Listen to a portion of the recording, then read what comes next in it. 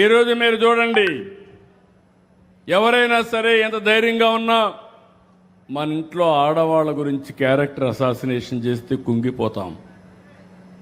ఇటీవల పవన్ కళ్యాణ్ గారు ఆయన కుటుంబ సభ్యులపైన అసభ్యంగా పెట్టే పరిస్థితికి వచ్చారు. మాట్లాడితే ఎవరైతే పెట్టారో ఆయన్ని సపోర్ట్ చేసే పరిస్థితికి వచ్చారు నాయకులు. అంటే ఎక్కడికి మీ ఇంట్లో కుటుంబం లేదా? మీ ఇంట్లో ఉండే ఆడబిడ్డలకు రక్షణ అవసరం లేదా? అంటే ఏమనుకుంటున్నారు మీరు? వీళ్ళు ఇక్కడ ఉండరు, ఎక్కడో ఉంటారు. యూట్యూబ్ కానీ, ఇన్స్టాగ్రామ్ కానీ, ట్విట్టర్ కానీ ఇలాంటి అనేక వేదికలు పెట్టుకొని ఇష్టానుసారంగా తప్పుడు వార్తలు అయితే కండెమ్ చేస్తాం. క్యారెక్టర్ అసాసినేషన్ ఇది ప్రమాదకరమైన పరిస్థితి. నేను అందుకే మిమ్మల్ని కోరుతున్నా, మేము సుపరిపాలన ఇచ్చినంత వరకు నేను ఒకటే చెప్తున్నా.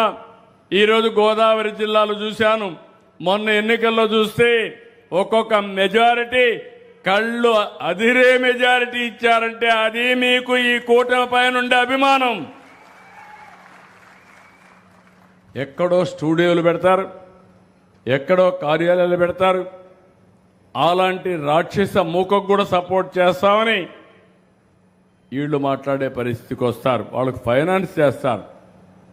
మీరు కూడా గుర్తుపెట్టుకోవాలి, నేను ఎన్నోసార్లు మీకు ఒక మాట చెప్పాను, ఈ యొక్క గంజా ఇది మాత్రం అన్ని నేను కంట్రోల్ చేస్తాను కానీ కొంచెం టైం పడుతుందని. గంజాయికి అలవాటు పడ్డా, డ్రగ్స్కి అలవాటు పడ్డా వాళ్ళు మన చేతుల్లో ఉండరు. వాళ్ళని కంట్రోల్ చేసుకోవాలన్నా కంట్రోల్ చేసుకోలేకుండా అడిక్ట్ అయిపోతారు. అలాంటి వారితో పోరాడి మళ్ళీ మెయిన్ స్ట్రీమ్కి తేవాలని మనం ఆలోచిస్తే అలాంటి వాళ్ళకి పూర్తిగా సపోర్ట్ చేస్తూ ఇలాంటి కార్యక్రమాలు చేసే పరిస్థితికి వచ్చారు. నేను ఒకటే మిమ్మల్ని అందరినీ కోరుతున్నా, గడిచిన ప్రభుత్వం చేసిన తప్పులన్నీ కరెక్ట్ చేస్తూ వస్తున్నాం. 2 ఏళ్ల నుంచి కేంద్రం ఇచ్చే 90 స్కీముల్ని వాడుకోకుండా ఎక్కడికక్కడ నిర్వీర్యం చేశారు. మళ్ళీ నేను అవన్నీ స్ట్రీమ్లైన్ చేసి వాడుకునే పరిస్థితికి వచ్చాం. నిన్ననే పవన్ కళ్యాణ్ గారి మంత్రి దీంట్లో జేజేఎం 28,000 కోట్ల రూపాయలు ఇంటింటికి కొళాయి పెట్టడానికి వస్తే దాన్ని కూడా వాడుకోకపోతే మళ్ళీ స్ట్రీమ్లైన్ చేసి మొన్నే టెండర్లు పిలిచాం. అవన్నీ కానీ వస్తే గ్రామీణ ప్రాంతాల్లో 80 నుంచి 90% వరకు ఇంటింటికి కొళాయితో నీళ్లు ఇచ్చే పరిస్థితి వస్తుంది. పట్టణ ప్రాంతంలో అమృత్ ద్వారా నారాయణ గారి ఆధ్వర్యంలో కొన్ని వేల కోట్ల రూపాయలు ఖర్చు పెట్టి 2.5-3 సంవత్సరాల్లో ప్రతి ఇంటికి కూడా కొళాయి ద్వారా నీళ్లు ఇచ్చే బాధ్యత, ట్యాప్ ద్వారా నీళ్లు ఇచ్చే బాధ్యత కూడా తీసుకున్నామని చెప్పి నేను మీకు తెలియజేస్తున్నా.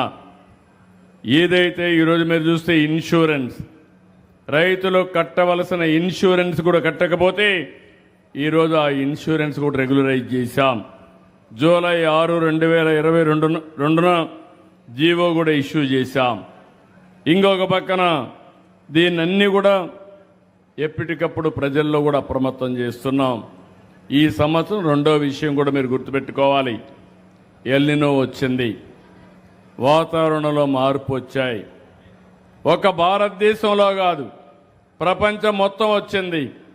మన దగ్గర ఇప్పటికీ 25% వర్షపాతం తక్కువ పడింది.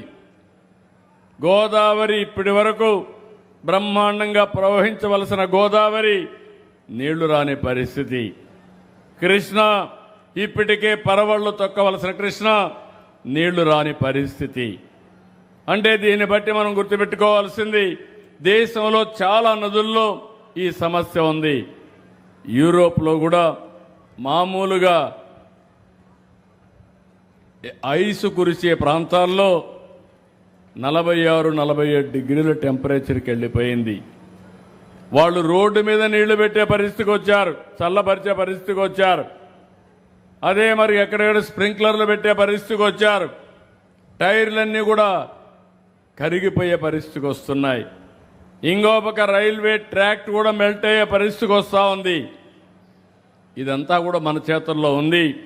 అందుకే నేను జలధార, ప్లాంటేషను, ఎన్విరాన్మెంట్ని కాపాడుకోవడానికి సర్క్యులర్ ఎకానమీ చాలా కార్యక్రమాలు తెచ్చాం.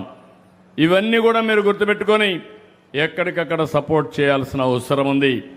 ఇక్కడికి వచ్చినప్పుడు నాకు ఎప్పటి నుంచో కోరిక, ఈ పిచ్చుకల్ లంక 65 ఎకరాలు, బొజ్జర్ల లంక 100 ఎకరాలు, ఈ రెండు చేయగలిగితే టూరిజం మొత్తం ఇక్కడ అదిరిపోయే టూరిజాన్ని ప్రమోట్ చేసే అవకాశం ఉంటుంది.